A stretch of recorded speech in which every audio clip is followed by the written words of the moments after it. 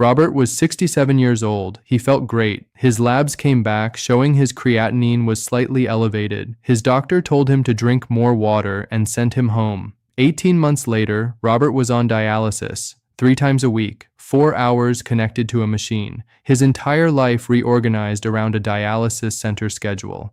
And what hurts me most, after 22 years as a nephrologist, is that it could have been prevented, because that slightly high number was a signal, and nobody explained to him what it actually meant, or what he could have started doing that very day to change what was happening inside his kidneys. I'm Dr. Leonard Brooks, a nephrologist with over 22 years of clinical experience working with patients who walked into my office with elevated creatinine, compromised kidney function, and fear in their eyes, the fear of someone who feels like they're losing control of their own health. I've seen it all.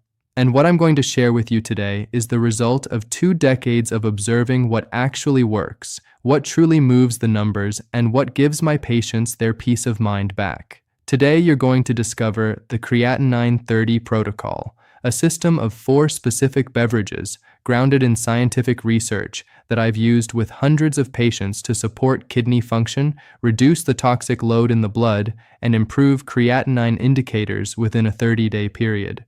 I'm going to give you exactly what to drink, how much, at what time, and how to track your progress. But first, you need to understand why your creatinine rises, and why what you've probably been told isn't the whole story. If you find this information valuable, hit that like button right now so that more people over 60 can access this protocol. Here is the problem that rarely gets discussed during a routine office visit. When a patient comes in with a creatinine of 1.4 or 1.6, many physicians say, "It's a little high, make sure you're drinking enough water." And then they move on to the next question.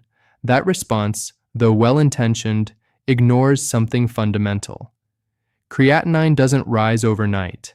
It is the result of a silent process that takes months, sometimes years, developing inside the body without any pain or warning sign.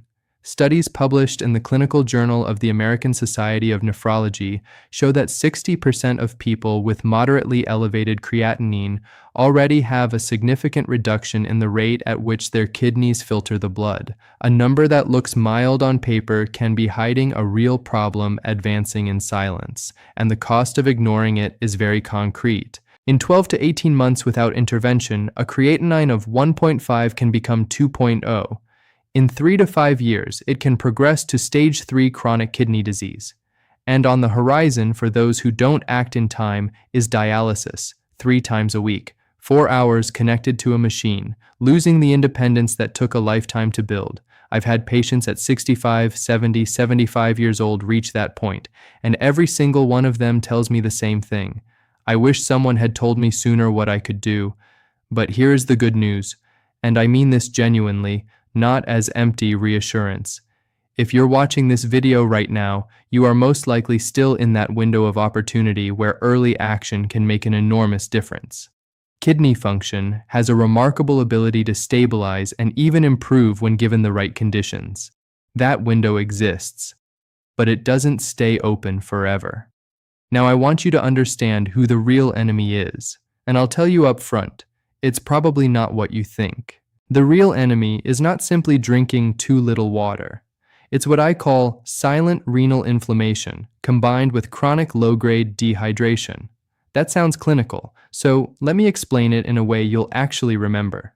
Think of your kidneys as an extremely fine, delicate filtration system. When those filters work under normal conditions, with enough fluid moving through and no significant inflammation, they operate quietly and efficiently. But when chronic inflammation sets in, those filters gradually thicken, stiffen, and lose their ability to separate what belongs in your blood from what needs to be flushed out. And at the same time, when your body is chronically low on fluids, the blood becomes thicker and more concentrated, forcing the kidneys to work twice as hard to filter the same amount of waste. Creatinine is a waste product that comes from the natural breakdown of muscle tissue, something that happens in your body every single day. In a younger person with healthy kidneys, that creatinine gets filtered out without issue. but in someone over 60, with kidneys that have accumulated decades of wear, with silent inflammation, and with insufficient hydration, that creatinine starts building up in the bloodstream, and the number on your lab report climbs. Studies show that 70% of adults over 65 are living in a state of mild chronic dehydration without even knowing it, because as we age, the thirst mechanism becomes less reliable. You genuinely don't feel thirsty, but your body needs significantly more fluid than it's getting. And that, combined with the low-grade inflammation that naturally comes with aging, creates the perfect environment for creatinine to rise and kidneys to deteriorate faster than they should. I think of one of my patients, I'll call him Ed, 68 years old, recently retired, came in with a creatinine of 1.7. Dr. Brooks, my doctor told me to drink more water, but I drink water all day and the number just won't budge, he told me. When we looked at his case carefully, we found that yes, he was drinking water, but not nearly enough for his body weight and activity level. He also had a pattern of mild systemic inflammation tied to his diet. His previous doctor wasn't wrong about the water. The solution just needed to be more targeted. 4 months after following the protocol I'm about to walk you through, Ed's creatinine dropped to 1.2, and his energy improved in a way he described as feeling like I'm in my late 50s again. Now that you understand what we're up against, let's get to work. Here is the Creatinine 30 protocol. This protocol is built around 4 specific beverages that work together to attack the 2 central mechanisms of the problem: chronic dehydration and silent renal inflammation. Each beverage has a specific time of day, a precise amount, and a distinct mechanism of action. Together they form one complete system. The first beverage in the protocol is cucumber water, and I already know what some of you are thinking. Cucumber water? Really, Doc? Let me explain exactly why this drink is first in the protocol and why it's not just any water. Cucumber is 96% water, which already makes it a superior hydration vehicle. But what makes it especially powerful for the kidneys is that it contains silica and natural anti-inflammatory compounds concentrated primarily in the skin. A study published in the Journal of Ethnopharmacology demonstrated that cucumber increases urine output and improves the elimination of uric acid, one of the waste products that builds up when the kidneys aren't filtering efficiently, and which in turn drives more inflammation inside the kidney itself. In plain terms, cucumber water doesn't just hydrate you. It actively helps your kidneys clean more efficiently while reducing the very inflammation that is wearing them down. Here is the exact protocol. You need half a fresh cucumber, unpeeled, thoroughly washed, and 1 liter of filtered water, either cold or at room temperature. Slice the cucumber into thin rounds without removing the skin, because that's where the active compounds are concentrated. Place the slices in the liter of water. Let it sit in the refrigerator for at least 8 hours. Overnight is ideal. This gives all of its beneficial properties time to fully infuse into the water. The next morning, drink that liter spread out across the entire morning, starting with the first glass right when you wake up, before food, before coffee, before anything else. The goal is to finish this liter before noon, not all at once. 1 glass when you wake up, 1 around 9 a.m., 1 around 10:30, 1 just before lunch. This keeps a steady flow of fluid and active compounds reaching your kidneys during the hours of peak metabolic activity. One important caution: if you have advanced kidney failure or your doctor has specifically restricted your potassium intake, please check with your physician before adding this beverage, as cucumber does contain a moderate amount of potassium. A common mistake I see is people preparing cucumber water with regular unfiltered tap water. The chlorine in tap water can partially neutralize the active compounds in cucumber. Always use filtered or purified water. One of my patients, I'll call her Linda, 72 years old, came in with an initial creatinine of 1.6 and elevated uric acid. She started with cucumber water as her first step. By week 2 of the protocol, her uric acid had dropped 0.8 points. By week 4, her creatinine showed its first reduction, from 1.6 down to 1.4, small but meaningful. The first thing I noticed wasn't even in my labs, she told me at her follow-up.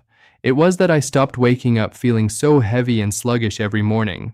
The second beverage in the protocol is barley water, and this one has the strongest direct clinical research behind it in patients with compromised kidney function. Barley contains a soluble fiber called beta-glucan that has a documented effect on kidney function markers. Research published in the Journal of Renal Nutrition found that regular consumption of barley beta-glucan in patients with chronic kidney disease helps lower creatinine and urea levels in the blood, while also reducing systemic inflammation. The mechanism works on two levels. First, beta-glucan acts as a prebiotic that improves gut microbiome health. And this matters more than most people realize, because there is a direct and well-documented connection between intestinal health and kidney function that researchers are only now beginning to fully understand. Second, barley water has a gentle diuretic effect that helps the kidneys flush out waste without overworking them. What makes this beverage especially well-suited for Americans over 60 is that, unlike many natural diuretics, it does not cause significant loss of potassium or other essential minerals. It's a gentle, safe, and effective choice. The exact protocol is as follows. You need 3 tablespoons of pearl barley, the kind available in any grocery store, and 1.5 liters of filtered water. Rinse the barley thoroughly under running water. Add it to a pot with the water. Bring to a boil and simmer for 20 minutes over medium heat. Strain out the barley and discard it. Let the water cool down. You can store it in the refrigerator for up to 24 hours. Drink 2 glasses of this barley water in the afternoon, one around 3 p.m. and another around 5 p.m. This timing matters. The kidneys follow natural activity cycles, and the afternoon is a particularly efficient window for supporting waste elimination. Do not drink it in the evening to avoid disrupting your sleep with nighttime bathroom trips. If the flavor feels too plain, you can add a small squeeze of fresh lemon, which also enhances the kidney benefits, or a small amount of natural stevia.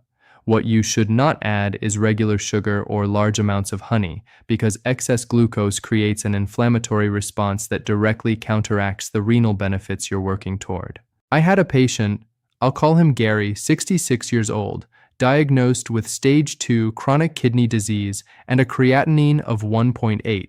He incorporated barley water as part of the full protocol.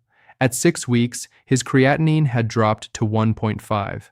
At 3 months, it was down to 1.3. His own nephrologist was puzzled trying to figure out what had changed. When I told him I'd been drinking barley water every day, he looked at me like I was pulling his leg, Gary told me. But the numbers were right there in black and white. The third beverage in the protocol is warm lemon water on an empty stomach. And while it sounds almost too simple, there is a very precise scientific reason why it holds this place in the protocol, and why the timing is everything. Lemon contains natural citrate. Citrate is a compound that nephrologists know very well, because it does something specific and valuable. It binds to free calcium in the urine and prevents it from forming tiny crystals that, over time, can develop into kidney stones. Those microscopic crystals, even when they never cause pain, can accumulate in the delicate internal channels of the kidney and generate a slow, silent inflammation that gradually compromises kidney function. Researchers at the University of Wisconsin published studies demonstrating that lemon citrate is as effective as pharmaceutical potassium citrate at reducing the formation of kidney crystals, and it comes in a form the body absorbs naturally and completely. But there's more. When lemon is metabolized by the body, despite being acidic in its raw state, it actually produces an alkalizing effect in the bloodstream. That means it reduces the acid load your kidneys have to neutralize every single day. Think of your kidneys as workers who, in addition to filtering waste, are constantly balancing your blood's pH. If you reduce the incoming acid load, those workers can redirect more energy toward filtering creatinine and other accumulated waste products. The exact protocol is this. Squeeze the juice of half a fresh lemon, not bottled lemon juice, into a glass of warm water. Not hot, not cold. Warm, like comfortable bath water. Drink it within the first 10 minutes of waking up, before any food, coffee, tea, or oral medications. That fasted window is when citrate works most powerfully inside the kidney because there are no other foods competing for absorption. Do not add sugar. If it feels too tart, dilute it with a bit more water. Over time, your palate adjusts. Don't use a metal straw, as the acidity in lemon can interact with certain metals. Use a glass or a paper straw if needed. One important note about dental health. Lemon acid can affect tooth enamel over time. Rinse your mouth with plain water after drinking and wait at least 30 minutes before brushing your teeth. I had a patient, I'll call her Carol, 70 years old, with a history of recurring kidney stones and a creatinine of 1.5. She started warm lemon water as part of this protocol. At her 3-month follow-up, she had not had a single kidney stone episode, something that had sent her to the ER twice the previous year. Her creatinine was down to 1.2. The first thing I noticed was more energy in the mornings, she told me. Like the whole day started differently from that very first glass. The fourth and final beverage in the protocol is a fresh cucumber and lemon juice blend, and this is the one with the fastest impact on renal inflammation, and the one my patients most consistently say they can actually feel working in the first couple of weeks. Now wait, didn't we already cover cucumber? Yes, but there is an important distinction. The cucumber water from the first beverage is a slow, cold infusion that gently and gradually extracts its beneficial properties over hours. This fourth beverage is a concentrated fresh juice that delivers a much higher volume of active nutrients to your body in a single serving. These are two completely different preparations that complement each other. They don't repeat each other. The silica in fresh cucumber juice has a documented effect on blood circulation within the kidney. The tiny vessels that carry blood to the kidney's filtration units benefit from this mineral because it helps maintain their flexibility and structural integrity. A kidney that receives better circulation filters better. It really is that direct. The exact protocol is this. You need half a fresh cucumber with the skin on, well washed, the juice of a quarter of a lemon, and half a cup of cold filtered water. Blend everything together until smooth. Do not strain it. Drink the entire blend immediately after preparing it because the active compounds oxidize quickly when exposed to air. Prepare it and drink it within 5 minutes. Take this 3 times per week, not every day. The recommended days are Monday, Wednesday, and Friday, or any alternating schedule that leaves a rest day between each dose. That spacing is important because it allows your body to respond optimally to the active compounds and prevents your system from adapting to them. The best time to take it is between lunch and dinner, around 4 or 4:30 in the afternoon. This timing works in tandem with the barley water and avoids flooding the kidneys with too much volume in too short a window. A final caution, if you are on blood thinners such as warfarin or any anticoagulant medication, please check with your doctor before adding this concentrated cucumber juice due to its vitamin K content. I had a patient, I'll call him Frank, 73 years old, who started the full protocol with a creatinine of 2.0 and followed it for 12 weeks under medical supervision. Week 1, no change in the numbers, but he reported noticeably less fatigue. Week 3, creatinine at 1.8. Week 6, creatinine at 1.6. Week 12, creatinine at 1.4. His physician revised his prognosis and took dialysis completely off the table for the foreseeable future. I honestly didn't expect something this simple to move the needle that much, Frank told me. The part that really got me was when my own doctor asked what I'd been doing differently. So what do Ed, Linda, Gary, Carol, and Frank all have in common? None of them did anything extraordinary. None of them bought expensive supplements. None of them followed extreme diets. They simply added 4 specific beverages at 4 specific times of day, and they were consistent for 30 days. That's it. Your body is not broken. Your kidneys have not given up. They simply need the right conditions to function better, and you can start creating those conditions tomorrow morning. Here is the realistic progress you can expect with the Creatinine 30 protocol. In the first week, you'll notice functional changes before any lab changes, less morning fatigue, clearer and more frequent urination, an overall sense of feeling lighter. In weeks 2 and 3, if you get blood work done, you may begin to see small reductions in inflammatory markers. Between weeks 4 and 8, creatinine typically shows measurable changes in most patients. By week 12, with consistency, the results solidify and the changes become sustainable over time. What you discovered today is this: elevated creatinine is not a sentence, it is a signal. You now understand the two concrete enemies, silent inflammation and chronic dehydration, and you have specific, accessible tools to fight them starting tomorrow. Your first step tomorrow morning is this: when you wake up, before you do anything else, squeeze half a lemon into a glass of warm water and drink it within the first 10 minutes of your day. Just that. That single act tells your kidneys that you are on their side. That same morning, slice half a cucumber, drop it into a liter of filtered water, and put it in the refrigerator for the next day's morning routine. And the next time you're at the grocery store, pick up a bag of pearl barley so you can prepare your afternoon barley water that same day.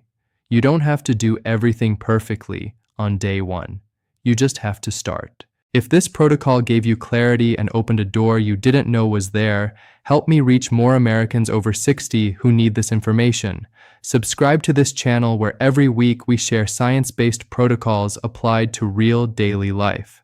Share this video with a family member who might need it, and leave me a comment below telling me which of these 4 beverages you're going to start with tomorrow.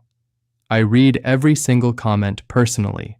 Remember, conventional medicine has powerful tools for when the problem has already become serious, but prevention and early support in these critical early stages, those are in your hands, literally in what you choose to drink each morning. I'm Dr. Leonard Brooks, and my commitment to you is to deliver protocols that work, backed by real science and by more than 2 decades of clinical experience watching people reclaim their health when they thought they had already run out of options. I'll see you in the next video, where we're going to cover the 5 foods that are silently sabotaging your kidney function right now, some of which you're probably eating every day thinking they're perfectly healthy. Your health is in your hands, literally.